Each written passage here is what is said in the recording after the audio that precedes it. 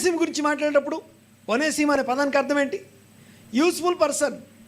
Useful అయినటువంటి ఈ వ్యక్తి ఒకప్పుడు నీకు యూజ్లెస్, ఇప్పుడు యూజ్లెస్ అయి ఉండొచ్చుగాక, ఇక్కడికి వచ్చి రక్షణ పొందాడు. బాగా వినాలి ఒకసారి. యేసుక్రీస్తును గుర్చిన రక్షణ సువార్త విన్న తర్వాతే ఒక యూజ్లెస్ ఫెలో యూస్ఫుల్ పర్సన్గా మారిపోతాడు. ఆమెన్. అర్థమవుతుందనే మాట్లాడేది. ఒక యూజ్లెస్ ఫెలో యూస్ఫుల్గా ఎప్పుడంటే క్రీస్తు సువార్తను బట్టి మాత్రమే మార్చబడుతుంది. అంటే ఈయన ఏమంటున్నాడంటే చదువుతాను చూడండి ఒకసారి 11వ వచనం. అతడు మునుపు నీకు ఒనేసిం అని పేరు ఉంది కానీ యూజ్లెస్ ఫెలో నీకు అని చెప్తున్నాడు. అక్కడ పేరు పెట్టి మాట్లాడడం అనమాట. మనకి తెలుగులో నార్మల్గా అర్థమైపోద్ది కానీ బట్ పాయింట్ ఏంటంటే చాలా ప్రాసతోనూ చాలా వాళ్ళ పేర్ల అర్థాలతో మాట్లాడుతున్నట్టుగా ఒక మంచి లోతైన భావంతో మాట్లాడుతున్నట్టుగా కనపడుతుంది. చూడండి ఒకసారి. ఒకప్పుడు నిష్ప్రయోజనమైన వాడే కానీ ఇప్పుడు నీకును నాకును, ఓకే, మన అందరికీ యూస్ఫుల్